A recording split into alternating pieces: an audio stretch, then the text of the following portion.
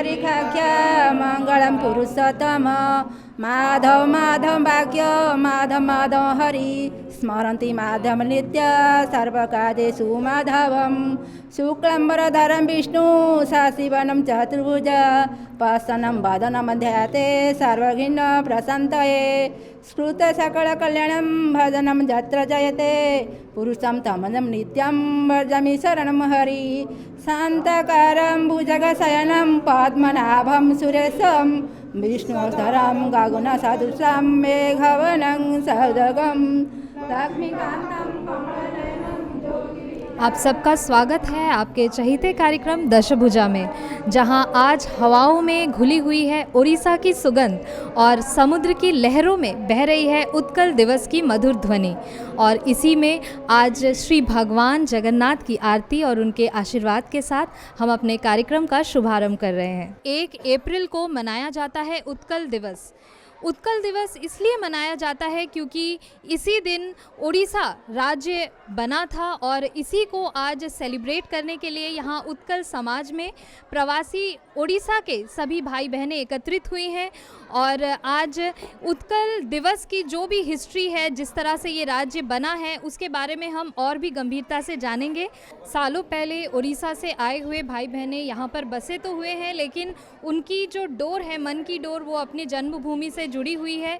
तो यहाँ पर हमारे साथ सर हैं जो हमें बताएंगे कि उड़ीसा फॉर्मेशन किस तरह हुआ और इसके पीछे की हिस्ट्री क्या है।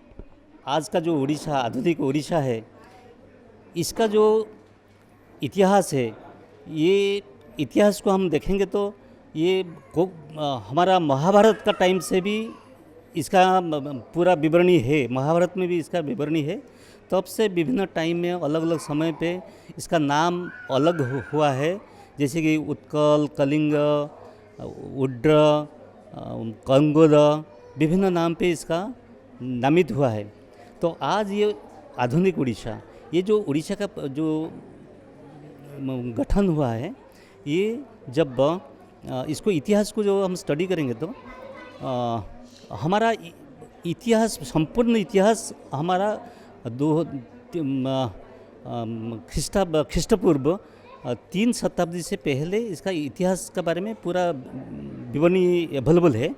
जो हमारा जब कलिंग युद्ध हुआ था, अशोका, मौर्य सम्राट अशोका जब उड़ीसा को आक्रमण किए थे सन 261 BC में जब आक्रमण हुआ था, तब अशोक कलिंग को जीतने के बाद उनका मन में एक ऐसा आविर्भाव हुआ कि वो पूरा शांति के लिए ढूंढने के लिए निकल गए और बौद्ध धर्म में शामिल हो गए।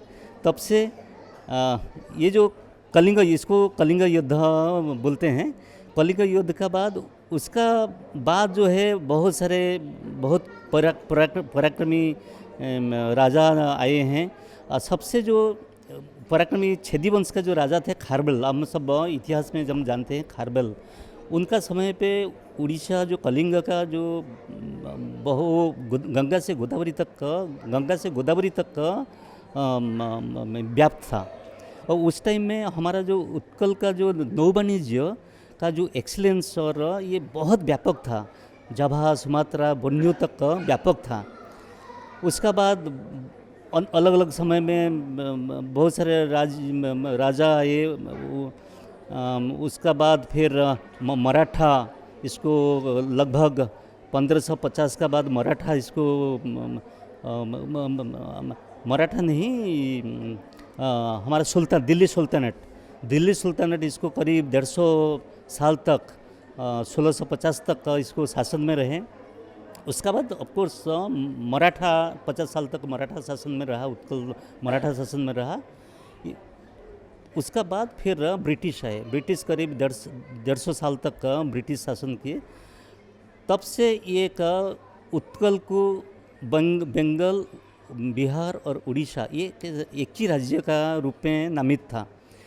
और इस तब हमारा जो उड़ीसा प्रदेश को स्वतंत्र करने के लिए जो जागरण, वो बहुत सारे हमारा महामनीषी है, जो कवि है, महामनीषी है, राष्ट्रनायक है, उड़ीसा राष्ट्रनायक है, उनका समस्त प्रचेष्टा से ये एक स्वतंत्र प्रदेश, एक भाषा भित्तिक स्वतंत्र प्रदेश से ये 1936 अप्रैल 1 तारीख में एक स्वतंत्र प्रदेश का भाषा भित्तिक स्वतंत्र प्रदेश के रूप में ये सृष्टि हुआ। तब से ये अप्रैल 1 तारीख को हम लोग इसको उत्कल दिवस का नाम पे इसको हम मनाते हैं। और यहाँ जो हमारा जो लोकल हमारा अंडमान का जो स्थानीय उत्कलवासी है, यहाँ जो आके विभिन्न सरकारी नौकरी में है, वाणिज्य व्यवसाय में भी लिप्त है, वो लोग हम लोग ये 1979 में एक अनुष्ठान उनके लिए उनके लिए एक अनुष्ठान हम लोग स्थापित किए ये 1979 में। और ये हमारा ये उत्कल समाज है। हमारा यहाँ करीब 5000 आदमी यहाँ निवास करते हैं। और तब से हम ये जो दिवस है हम इसको बहुत गर्व के साथ हम मनाते हैं। और आज यही परंपरा रखते हुए हम आज भी सब लोग हमारा भाई बहन सब इकट्ठा हुए हैं। प्राचीन उत्कल और आज की ये उड़ीसा में बहुत सारे डेवलपमेंट्स आए हैं। हम जानते हैं हमारी जो श्रीमती द्रौपदी मुर्मू हमारी राष्ट्रपति हैं, वो इस राज्य से बिलोंग करती हैं और साथ ही हर क्षेत्र में उड़ीसा ने बहुत सारी डेवलपमेंट्स दिखाए हैं। और इसी के चलते चलिए आज इस उत्कल समाज में हम उत्कल दिवस में इन सभी के साथ शामिल होते हैं। आज होची अप्रैल 1 तारीख उत्कल दिवस। यही पवित्र दिवस विषय में मते किछि कहिबार सुजोग मिलथबार मु निजको धन्यवाद माने करू। एपरि मनमुग्धकर सौंदर्यमय कला, भाषा, संस्कृति तथा सामाजिक मूल्यबोध भली अनेक वैशिष्ट्यतार सम्मिश्रण देखिବାକୁ मिलियो ନାହିଁ।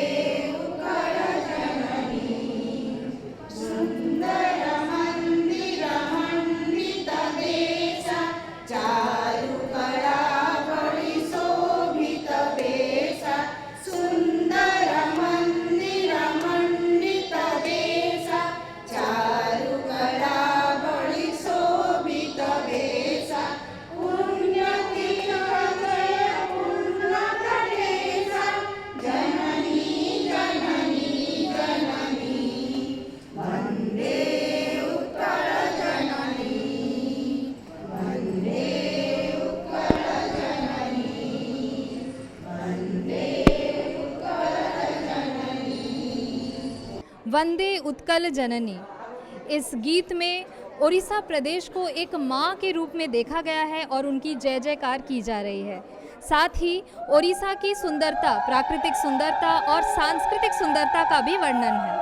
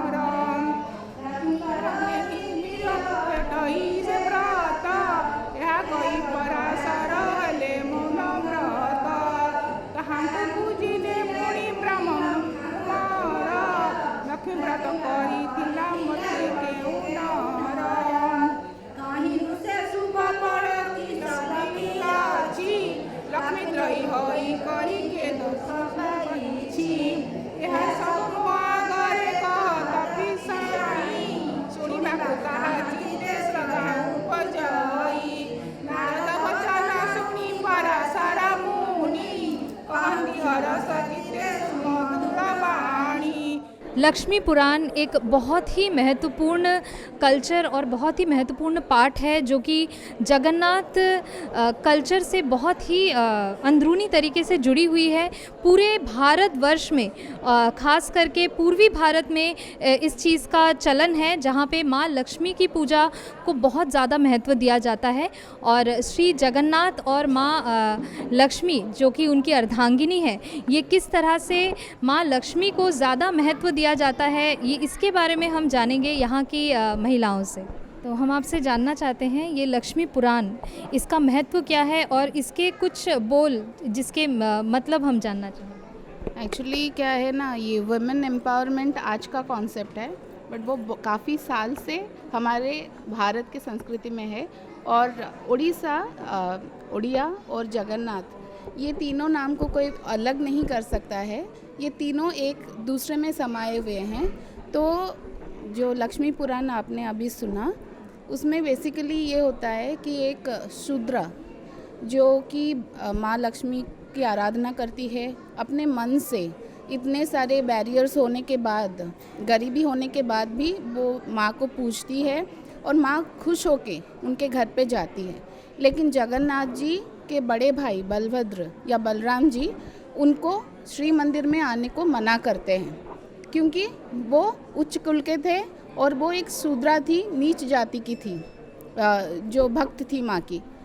तो माँ इससे खफा होके श्री मंदिर छोड़ के चली जाती है और उसके बाद जो जगन्नाथ जी और बलराम जी को भुगतना पड़ा है, भगवान होते हुए भी उनको खाना भी नसीब नहीं होता था, पानी भी नसीब नहीं होता था, और फिर जाके वो अपने गलती को मानते हैं और सारे मनुष्य जाति को अधिकार मिलता है कि वो भगवान या माता का जो पूजा है अपने निष्ठा से करें। तो यही है लक्ष्मी पुराण। और आज जो हम लोग सोचते हैं कि जातिवाद है, ये ऊंच जाति का है, ये नीच जाति का है, तब सोचिए ये कितने सालों पुरानी बात है, ये प्रथा है जिसमें सबको एक ही नज़र से देखा गया है। तो इसके लिए हम पूजा करते हैं। बहुत ही सुंदर, मतलब एक तरह से जातिवाद को यहाँ पे झुटलाया गया है और माँ ने, स्वयं माँ ने भी जगन्नाथ जी को भूखा रखा था इसके लिए, ताकि जातिवाद यहाँ से हटाया जाए। और यहाँ पे आप देख सकते हैं कि नारी शक्ति का क्या महत्व है। उलूध्वनि भारत की संस्कृति का और ओडिशा का भी एक अभिन्न अंग है, जहाँ पे हर शुभ कार्य से पहले उलूध्वनि दी जाती है। तो यहाँ पे हमारे साथ यहाँ हमारी दशभुजाएं हैं जो आज उलूध्वनि देंगी और हम देखेंगे कि कौन सबसे ज़्यादा देर तक उलूध्वनि देते रह सकती हैं। आप सभी रेडी हैं? आप सबका नाम जानना चाहेंगे। आपका नाम? ममता, कहाँ रहते हैं आप? डॉलीगंज में। आपका? Chinmayi, Minnie Bay, Sumitra, School Line, Anita Das, Adipur, मैसंदी, Kaligarh, Anusuya, Bhatu Basti. Monalisa, BSNL colony, DIG colony. तो आप सभी हमारी दशभुजाएं हैं और आप सब उलूध्वनि दीजिए, ऐसे दीजिए कि पूरा माहौल जो है ओडिशा पहुंच जाए। ठीक है, आप सब रेडी हैं? आप रुकना, अगर आप रुक गए बीच में तो क्या कीजिएगा, आप एक स्टेप पीछे ले लीजिए।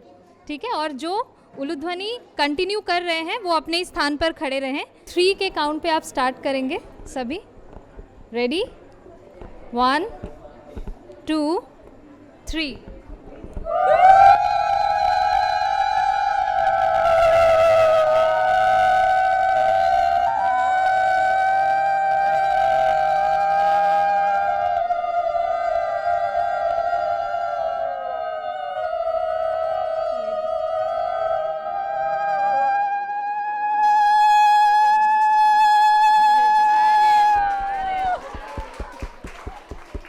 वेरी नाइस, वेरी नाइस, बहुत ही बढ़िया। मतलब इसमें सांस का कितना रोल होता है, इतने लंबे समय तक सांस को रोकना पड़ता है। कैसे किया आपने? वही भगवान को बुला के कर लिया, भगवान का नाम लेके कर लिया। तो आप हर रोज़ घर में उलूध्वनि देते? जब तक भगवान का पूजा होता है, लक्ष्मी पूजा का उलूडी होता है, महीना में तो एक बार हुए। हाँ ठीक है, बहुत ही बढ़िया। तो अनुसया जी के लिए आप सभी ज़ोरदार ताली दे दीजिए।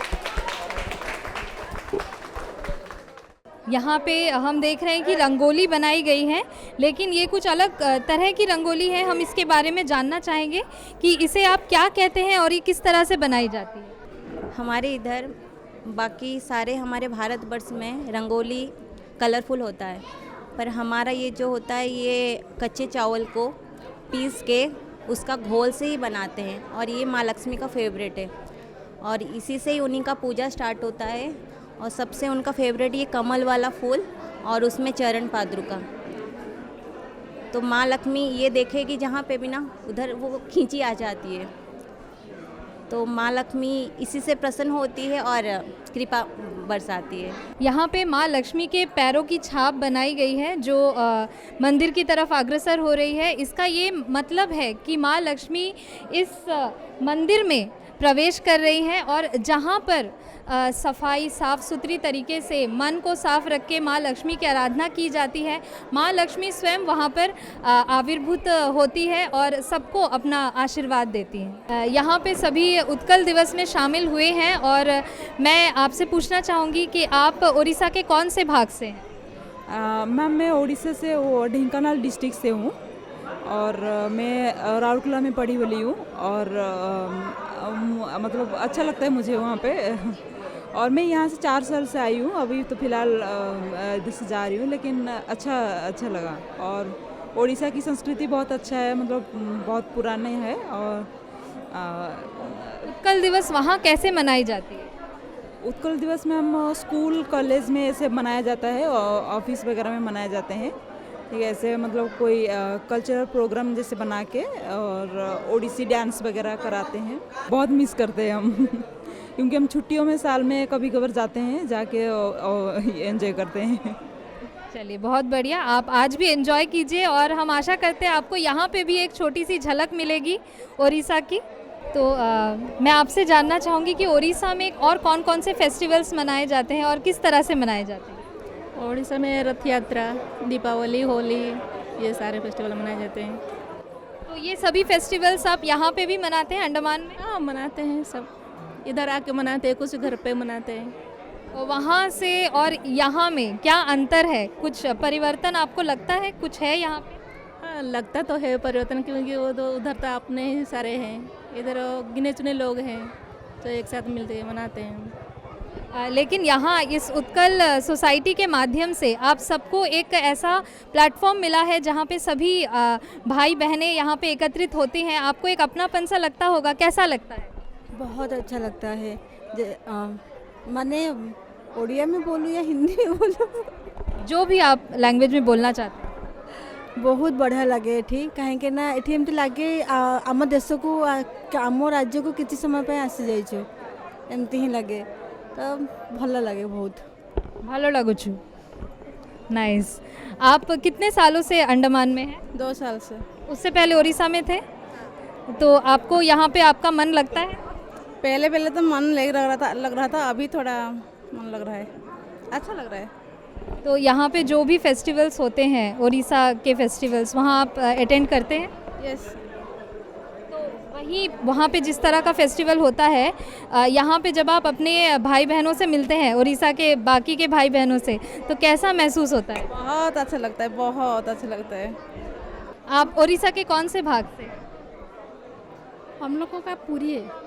पुरी से हैं, तो पुरी में तो जगन्नाथ यात्रा बहुत ही धूमधाम से मनाई जाती है। आपने अटेंड किया होगा वहाँ पे? हाँ, वहाँ पे हुआ। तो कैसा लगता है? यहाँ पे भी अटेंड किया है? इधर भी अटेंड किया है, उधर भी अटेंड किया है, लेकिन इधर से थोड़ा सा तो वो तो फेस्टिवल हो रहा है पुरी से ना, वो भी अच्छा है। और वहाँ का सबसे, पुरी में सबसे जो प्रसाद होता है, वो कौन सा प्रसाद होता है? उनका नाम ओडिया में अभड़ा बोलते हैं, अभड़ा प्रसाद, महाप्रसाद उनको वो बनाई जाती है। आपका नाम है? संयुक्ता। आप कितने सालों से अंडमान में? अभी तो मैं 6 महीना हुआ आया हूँ, बाहर थी। अच्छा, तो आप इससे पहले उड़ीसा में थे? उड़ीसा से यहाँ पर आकर आपको एक छोटा सा उड़ीसा यहाँ पर देखने को मिल रहा है, कैसा महसूस होता है? बहुत अच्छा लग रहा है, यहाँ का क्लाइमेट बहुत अच्छा है और इसके नेचुरल जो प्रकृति जो है ना, बहुत अच्छा है उड़ीसा से। यहाँ उड़ीसा सोसाइटी के माध्यम से सभी उड़ीसा के भाई बहन यहाँ पे हर फेस्टिवल में एकत्रित होते हैं, तो आप आते हैं हर फेस्टिवल? हाँ, हर फेस्टिवल में आते हैं। आपको अच्छा लगता है? उड़ीसा की झलक यहाँ पर देखने को मिलती है? अच्छा लगता है। कौन कौन से फेस्टिवल्स आपने यहाँ पे अटेंड किए? हम लोग जैसे रथ यात्रा होता है और हर पूर्णिमा में इधर प्रोग्राम होता है, वहाँ आते सब। चलिए, बढ़िया। आपका नाम? स्नेहा। कौन सी क्लास में आप? हाँ, हम अभी कॉलेज में हैं, अंडमान लॉ कॉलेज। तो अच्छा, आप क्या कर रही हैं? कौन सा कोर्स?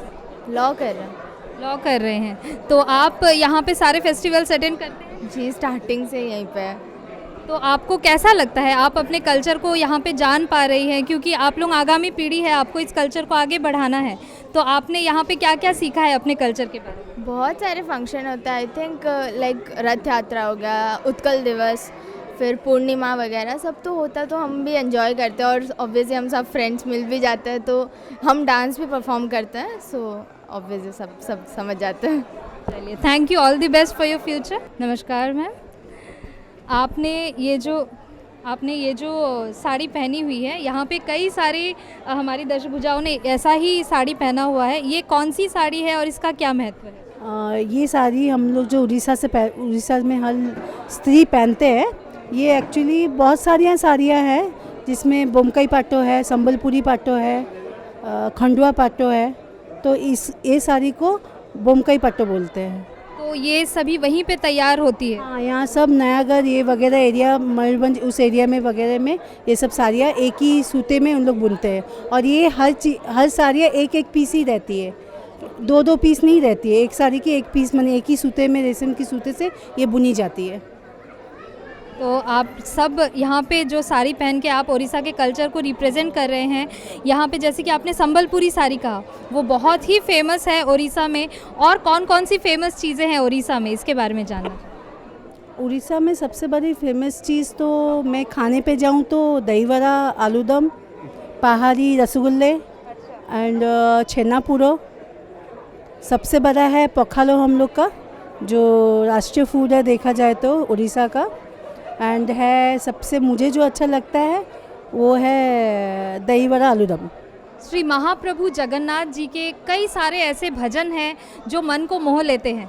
तो चलिए ऐसा ही एक भजन हम सुनते हैं हमारी दशभुजाओं से। जय जय जगन, जय जय लक्ष्मी कांत है, जय श्री जगन्नाथ। जार पादे कोटि ब्रह्मांड, ध्यान करे अच्युत। गंगा देवी जार पयरु होइछन्ति बाहर, केउ जल नेई धोइबी प्रभु चरण तोर। आउ गरुड़ आसन जाहर, किस देवी आसन। लक्ष्मी देवी जार घरणी, तांकु की देवी धन। आउ सरस्वती जार छामुरे, वीणा जंत्र बजाती। केहू मंत्र पढ़ी भोनाथ, तोते करिबी स्तुति। आहे नील शैल प्रबल मतवरण, प्रबल मतवरण। मोआरत नलिनी बनकु कल दलन, आहे नील शैल।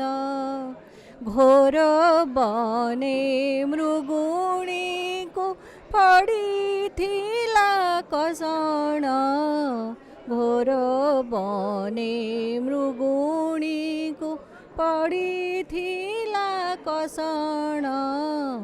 एड़े बड़ विपत्तिरु उद्धारिल आपण, आहे नील शैल। गजराज डाक देला, थाई घोर जलेन। गजराज डाक देला, थाई घोर जलेन। चक्र पेशी नक्र नासी, उद्धारिल आपण, आहे नील शैल। कुरु सभा तले शुणी, द्रौपदीर जणाण। कुरु सभा तले शुणी, द्रौपदीर जणाण। कोटि वस्त्र देई तुम्भे, लज्जा कल वारण। आहे नील शैल। श्री जगन्नाथंक 16 नाम गोटी गोटी करी कहूछि शुण केउ काम बेले कि नाम जपिले पुनः हुए मनस्कामलो शयन काले डाकिबु आहे पद्मनाभ भोजन बेले डाकिबु आहे जनार्दन यात्रा काल रे डाकिबु बामन बामन ताकू डाकिबु संकट बेले डाकिबु श्री मधुसूदन विवाह कर्म रे प्रजापति नाम युद्ध काले चक्रधर विवाह कर्म रे प्रजापति नाम युद्ध काले चक्रधर प्रणय काल रे श्रीधर डाकिबु प्रणय काल रे श्रीधर डाकिबु मन बांछा हब पुनलो प्रवास रे थिले भजुथिबु त्रिविक्रम भजुथिबु पर्वत आरोहण रे श्री रघुनंदन ताकू डाकिबु पर्वत आरोहण रे श्री रघुनंदन जन्म ताहाते मरण ताहाते करम डोरी घोर अरण्य रे नृसिंह डाकिबु संकट होइबु पारिलो दुस्वप्न देखी डाकिबु गोविंद गोविंद समस्त कर्म रे सुने डाकिले माधव दुस्वप्न देखी डाकिबु गोविंद गोविंद समस्त कर्म रे सुने डाकिले माधव अंतिम काले डाकिबु रख नारायण ताकू डाकिबु अंतिम काले डाकिबु रख नारायण। उत्कल दिवस का उत्सव केवल एक आयोजन नहीं बल्कि संस्कृति का रंग, परंपराओं की छटा और प्रतिभाओं की झलक आपको दिखाती है। और इसी दौर को आगे बढ़ाते हुए अब हम अपने अगली प्रस्तुति की ओर बढ़ते हैं जो है क्विज़, जहाँ पे यहाँ पे जितनी भी दशभुजाएं हैं उनसे हम कुछ सवाल करेंगे उड़ीसा से जुड़ी हुई और देखेंगे कि ये अपने राज्य को कितनी भलीभांति जानती हैं। तो पहला जो सवाल है वो बहुत ही सिंपल सवाल है। आप सभी यहाँ उत्कल दिवस मनाने के लिए एकत्रित हुए हैं, तो पहला सवाल ये है कि उत्कल दिवस या फिर उत्कल प्रदेश कब बना था? अरे वाह, सबको आता है, आप बताइए। 1836। वेरी नाइस, बिल्कुल सही। उत्कल सम्मेलनी के प्रतिष्ठाता कौन थे?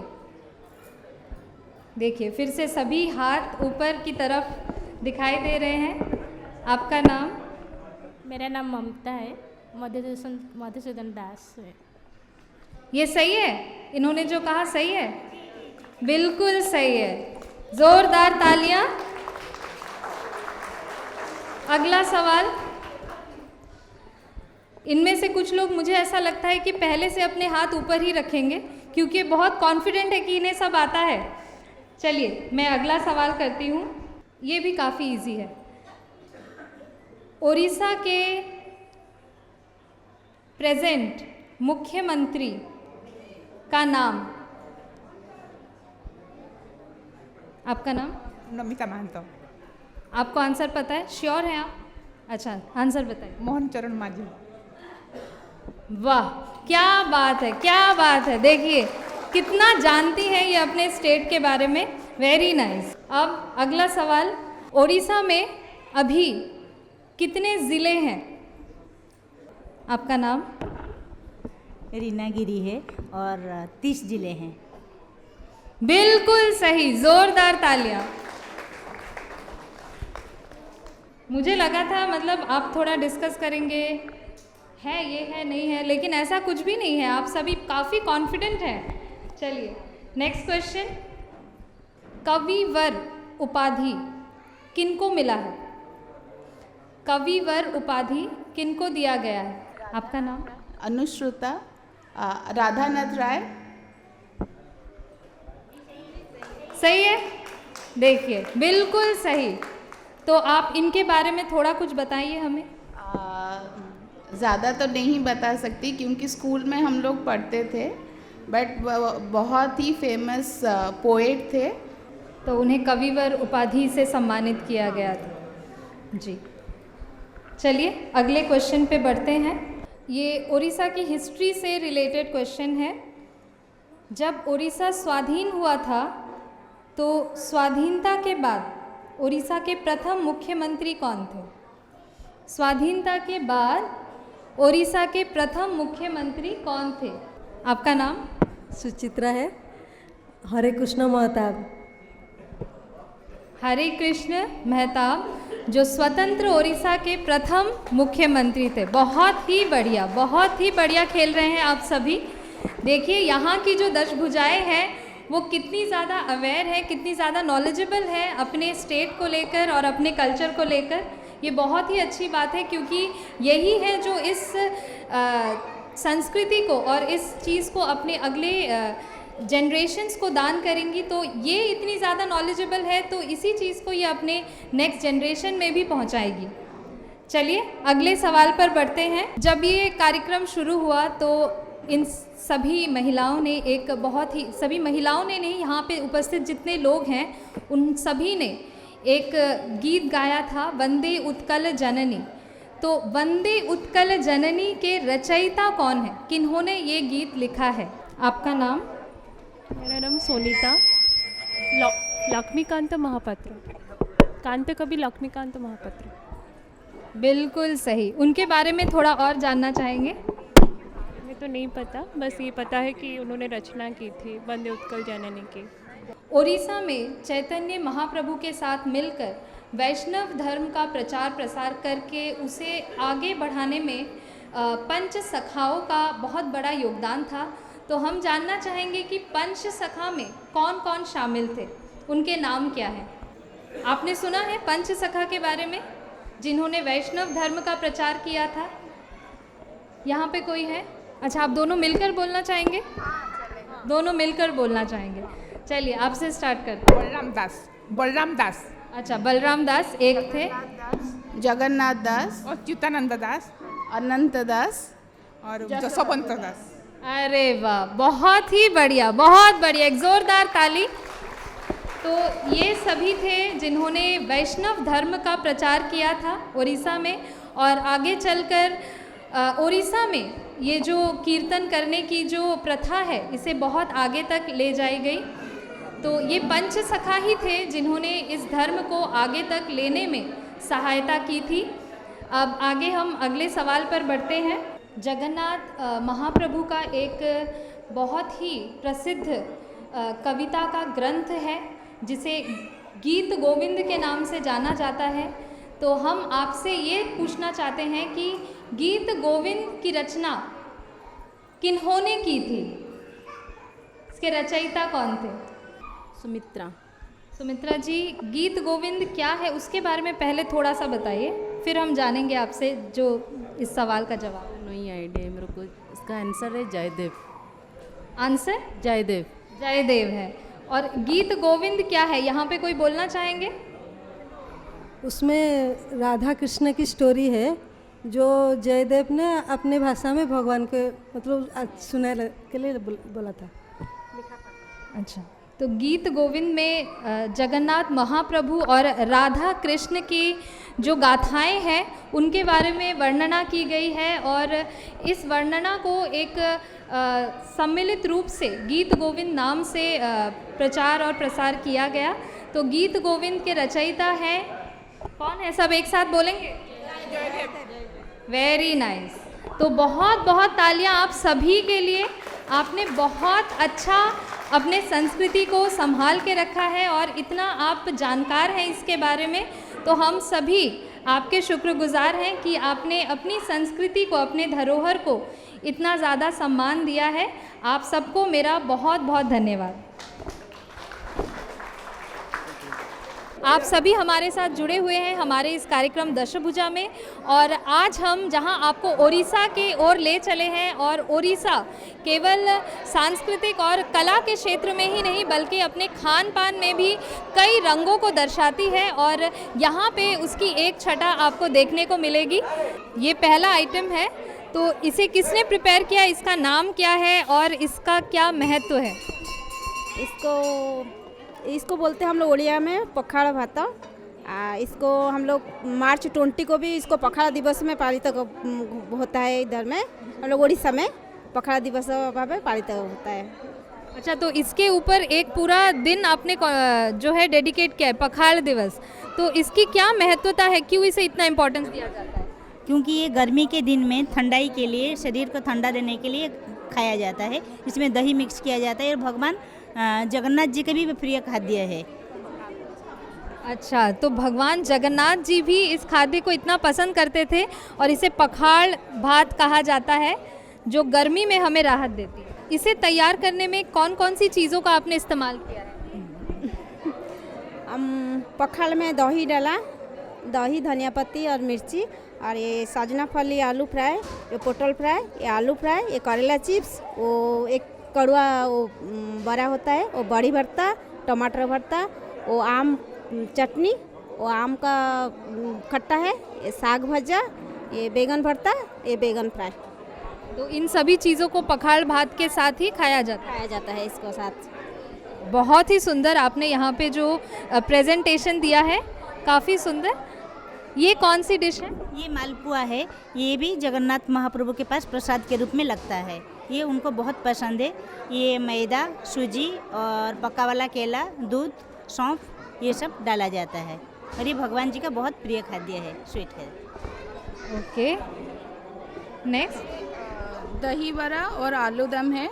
ये दही वड़ा दही भल्ला या दही वड़ा जैसा है, बट डिफरेंस है ये कि इसमें जो दही का कंसिस्टेंसी है वो पतला है, पानी दिया जाता है। और ये कटक और भुवनेश्वर में ब्रेकफास्ट में सब खाते हैं, जो स्नैक्स कॉर्नर में ये हम हर जगह मिलता है। और ये वड़ा है, इसमें प्याज, मिर्ची, धनिया पत्ता, कड़ी पत्ता सब है, वो थोड़ा अलग होता है। तो ये उड़द दाल से बनता है? ये उड़द दाल से बनता है। चलिए, ये जो डिश है, ये क्या डिश है, इसका नाम जानना चाहिए। ये पोड़ो पीठा है। पोड़ो पीठा मैंने चावल, उड़द दाल, नारियल के दूध, गुड़ सब डाल के, ये पोड़ो पीठा जगन्नाथ का मासी माँ का घर में जाने से यही फास्ट भोग लगता है। ये पोड़ो पीठा बोलते हैं। चना डाल के बढ़ाए, चना छेना करी है, छेना करी, छेना करी जी। यहाँ एक और डिश हमें दिख रही है, ये कौन सा डिश? ये मंडा पिठा है। ये सूजी, नारियल और गुड़ से बना है। ये भी जगन्नाथ जी के पास प्रसाद लगता है। क्या ये भी पेठा है? हाँ, ये ना चितौ पिठा है। भगवान का जो 56 भोग है, इसमें से एक भोग वो चितौ अमावस्या हमारा होता है, इसमें लगता है। और भगवान का जगन्नाथ के पास 56 भोग से एक भोग। और ये गुलगुला है, ये नारियल और रॉ राइस इसमें बनता है। और ये सूजी और आटा, गुड़ और जो पान मधुरी उसमें, उसके साथ। ये गुजिया है। ये महाप्रभु जगन्नाथ जी का भोग है। ये पूरी में बहुत फेमस है। ये पूरी में आप हर जगह जाओगे, उनका प्रसाद यही है। इसे क्या बोला जाता है? ये खाजा है, बहुत जगह में खाजा बोलते हैं, यहाँ पर गजा बोलते हैं इसको। उड़ीसा पूरी में खाजा, गजा बोलते हैं। तो ये गजा आपने तैयार किया है? हाँ जी, बिल्कुल। किस तरह से तैयार करते हैं? इसको मैदे में पहले उसका डो बनाते हैं, उसके बाद में चीनी के सीरे में उसको लपेटते हैं, ड्राई हो रेडी हो जाए। कितना समय लगता है इसे बनाने? आधा घंटा, 30 मिनट्स। 30 मिनट्स में बन जाता है?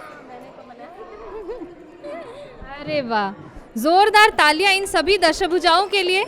मैं आगे बढ़ूंगी, लेकिन अब तक मैंने जो देखा है उसमें सचमुच काबिले तारीफ़ है। हर जगह एक अलग, एक इनका जो स्वाद का जो निखर के आ रहा है, और सचमुच इतना सारा क्विज़िन जो खाली आप, जिसमें ओडिशा में ही ये बनता है। आपने क्या बनाया है? इसको बूढ़ा चितौ बोलते हैं, इसको छुंची पत्र बोलते हैं। अच्छा, ये हम लोगों का बच्चों का जब जन्मदिन होता है खासकर ये हम लोगों का भोग लगता है। और ये उड़द दाल जैसे हम लोग का इडली का बैटर, वो इसमें आटा, नारियल, गुड़ और इलायची सब कुछ डाला हुआ रहता है। और इसमें नारियल का स्टफिंग देके खाली चावल को छाट के उसको बहुत पतला सा लेयर बना के उसके अंदर उसका स्टफिंग भी है।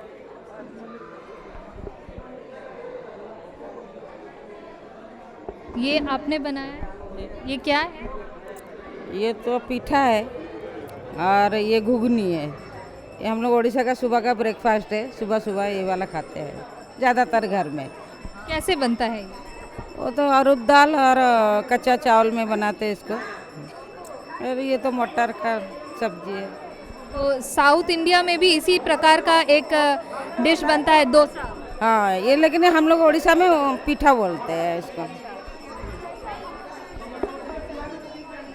आपने क्या बनाया? ये मसाला पिठा है। ये चावल का पाउडर और मसाला में बनता है। मतलब शाम को स्नैक्स टाइप का एक्चुअली उड़ीसा में ही बनता है ये। तो पेठे का ही हमने 6-7 रूप देख लिया जो अलग अलग त्योहारों में, अलग अलग अवसरों में बनता है। इसे कैसे बनाया जाता है? ये पहले मसाला को फ्राई करते, फिर पानी डाल के चावल के आटा को डाल के फिर डो बनाते हैं, फिर तेल में फ्राई करते हैं। अच्छा, कितना समय लगता है इसे बनाने में? Half an hour. तो अब तक हमने जितना भी यहाँ पे डिशेस आप लोगों ने हमें दिखाया, ये हेल्दी और टेस्टी होने के साथ साथ काफ़ी कम समय में तैयार होने वाली चीज़ें हैं, जो ये बोल रही हैं कि 30 मिनट्स के जितने समय में ये बन जाता है। आपने क्या बनाया है?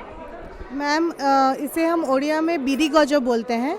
ये बेसिकली जो चावल का आटा है उसको डो बना के उसके अंदर उड़द दाल की स्टफिंग डालते हैं। ये बेसिकली एक सेवरी आइटम है, मतलब इसमें शुगर नहीं रहता, तो हम इसको डेली मतलब ब्रेकफास्ट में भी बना के खा सकते हैं।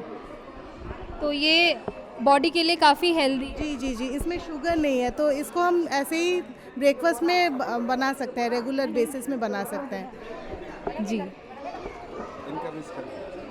अच्छा, आपने क्या बनाया? ये सूजी मंडा, ये बिड़ी बड़ा, ये काकरा। ये सूजी पिठा होती लक्ष्मी माँ प्रधान भोग। ये आम ओडिशा रे भोग को लक्ष्मी माँ से पूजा करती। ये सूजी पानी गरम पानी करके सूजी को मिला के उसे नारियल गुड़ अलग से मिला के उसका अंदर दे के उसको फ्राई करके वो तेल में फ्राई करती। आप खाए के देखिए थोड़ा। तो मैं यहाँ पे टेस्ट करके देखती हूँ।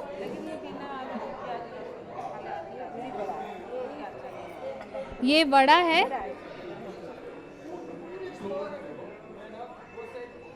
बहुत ही स्वादिष्ट। आपने कितने समय में बनाई? ये 15 मिनट में तो हो जाता है, जल्दी हो जाता है। 15 मिनट में? जी। पीस के और इस पर मिर्ची और करिया पत्ती, धनिया पत्ती, उसमें भगवान के लिए लेके आया करके प्याज नहीं डाला, उसको ऐसे घोल करके तेल में फ्राई करा, जल्दी हो गया। ये भी जल्दी हो गया। हाँ, इसको भी चखिए थोड़ा। ये मंडा पेठा बोलते हैं इसको। ये मंडा पेठा है। ये मीठा होता है। ठीक। इसके अंदर आपने स्टफिंग डाली है, नारियल की स्टफिंग डाला है। अच्छा, स्टफिंग में आपने गुड़ का इस्तेमाल? गुड़ और इलायची और काला मिर्च। बहुत ही बढ़िया। इसमें नारियल का फ्लेवर है और जो इसकी बाहर का स्टफिंग है वो काफ़ी अच्छा है, क्रंची सा है। बहुत ही अच्छा आपने प्रेजेंटेशन दिया। आपने क्या बनाया है? मैम, ये इसका नाम है एंडूरी पिठा। ये हमारे एक मतलब फेस्टिवल है उड़ीसा का, उसमें ये बनता है स्पेशल। हमारे बड़े बच्चे जो होते हैं उनके लिए ये बना के पूजा करते हैं। उड़द दाल चावल से ये पेस्ट बनता है, बैटर बनता है, उसके अंदर नारियल गुड़ छेना कुछ भी डाल सकते हैं, उसमें बंद करके ऐसे हल्दी पत्ता नहीं तो केला के पत्ते में बन के स्टीम देके होता है। ये हेल्दी भी है, आप चाहे तो टेस्ट भी कर सकते हैं। तो ये सभी जो पेठा है पहले आप भगवान को चढ़ाते हैं, उसके बाद आप सभी इसे खाते हैं? नहीं, वहाँ जिस दिन फेस्टिवल है ना, उस दिन जब बनता है तभी भगवान का से पूजा होता है, लक्ष्मी माँ के पास पूजा होता है, और बड़े बच्चों को बिठा के ना उनको पहले खिलाते हैं। जो घर के बड़े बच्चे हैं उनको पूजा करके ये पिठा खिलाते हैं। उसके बाद हम सब खाते हैं घर में, फिर सबको देते भी हैं, सब खाते हैं। तो इन्होंने जो कहा कि लक्ष्मी पूजा के दिन खास करके ये पेठा बनाया जाता है और जितनी भी घर की बच्चियां होती हैं उनको पूजते हैं भगवान लक्ष्मी के रूप में, और फिर उन्हें ये प्रसाद चढ़ा के फिर इनका भोग ये सभी करते हैं। मैं आपसे पूछना चाहूँगी, आपने क्या बनाया है? हम डालमा बनाया है और छेना खीरी बनाया है और ये पुलाव है, खिचड़ी है ये, जो कि हम लोग का जगन्नाथ भगवान को प्रसाद चढ़ता है। ये इनके पास है, यही प्रसाद चढ़ता है। ये क्या है? ये छेना खीरी है, ये छेना खीरी। खीरी। अच्छा, ये कैसे बनती है? वो अमूल का पाउडर होता है, उसमें दूध बना के और छेना को पनीर को पहले ये क्या करते हैं, उसको घिसते हैं। हाँ, पहले छेना बना देते हैं दूध में, उसके बाद अमूल को पूरा पानी के जिसमें दूध बना के उबलते उबलते वो छेना डालते हैं उसमें। ये कौन से अवसर पे बनाई जाती हैं? किसी खास अवसर पे ये बनता है? वो सब फेस्टिवल में भी बन सकता है, ऐसे भी घर में भी बना के खा सकते हैं, भगवान को प्रसाद भी चढ़ा सकते हैं हम। जी। यहाँ पे ये क्या है? ये काकरा पिठा, उड़ीसा का एक काकरा पिठा है, जो कि वो भगवान जगन्नाथ जी का प्रसाद चढ़ाते हैं, वो लक्ष्मी माता का पास भी प्रसाद चढ़ाते हैं। ये सूजी में बनता है।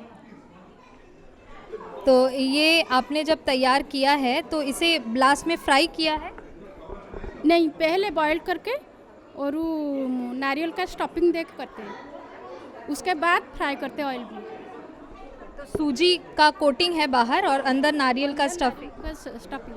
हाँ, तो ये भी एक पेठा है जो भगवान जगन्नाथ और माँ लक्ष्मी की आराधना के समय पे भोग चढ़ाया जाता है। यहाँ बाहर में सूजी की कोटिंग होती है, अंदर में नारियल को स्टफ़ किया जाता है। राइट। ये क्या है? ये गईठा पिठा है और खास उड़ीसा का दिवाली में बनाते हैं, जो प्रसाद भी चढ़ाते हैं, और इसको सूजी में बनाते हैं और प्रॉपरली चावल का पाउडर में बनाते हैं, और कोई सूजी में भी बनाते, तो हम चावल का पाउडर में बना के रेडी कराए हैं। तो इसे बनाने से पहले कुछ जैसे भिगो के रखना होता है, ऐसा कुछ करना? चावल को भिगा के उसको पाउडर बना देते हैं, उसका बाद गर्म पानी में उनको अच्छा से एक फ्राई करके फिर हम लोग बनाते। तो आपने इतना सुंदर इसे गार्निश किया है ड्राई फ्रूट्स के साथ। ये हेल्दी भी होता होगा बॉडी? जी जी। क्या हेल्थ बेनिफिट्स हैं इसके? उसमें शुगर बहुत कम दे के बनाया है और उसमें खाने से पेट वगैरह ठंडा रहता और हेल्दी रहता। चावल का पाउडर है तो ऑब्वियसली हेल्थ के लिए अच्छा होता। जी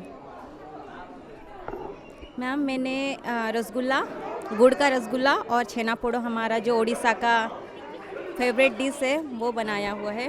ये रसगुल्ला जो है, हमारे जगन्नाथ जी जब रथ यात्रा ख़त्म करके जाते हैं, रिटर्न करते हैं मंदिर में, तो माँ लक्ष्मी गुस्सा में रहती है, तो उनको ऑफ़र करते हैं ताकि माँ लक्ष्मी को स्वीट बहुत पसंद है, तो माँ लक्ष्मी आराम से मान जाएंगी।